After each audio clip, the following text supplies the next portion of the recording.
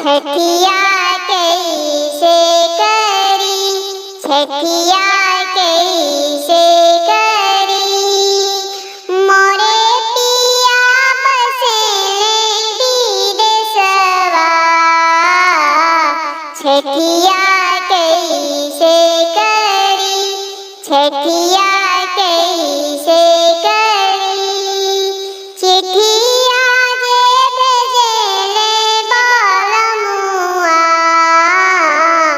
सुना धनिया हमार, सुना धनिया हमार, रुपिया भेजब परसलवा।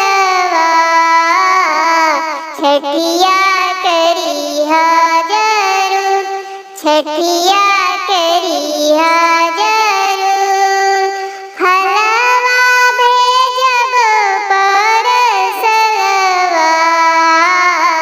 छठिया करिहा जरूर, छठिया करिहा जरूर, कार्तिका मास छठ बरतिया। छठिया कैसे करी, छठिया कैसे करी, मोरे पिया बसेले विदेशवा।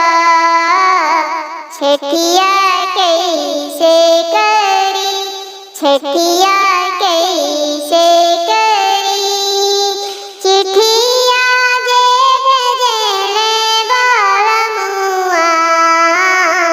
सुना धनिया हमार, सुना धनिया हमार, दौरा भेजब परसलवा।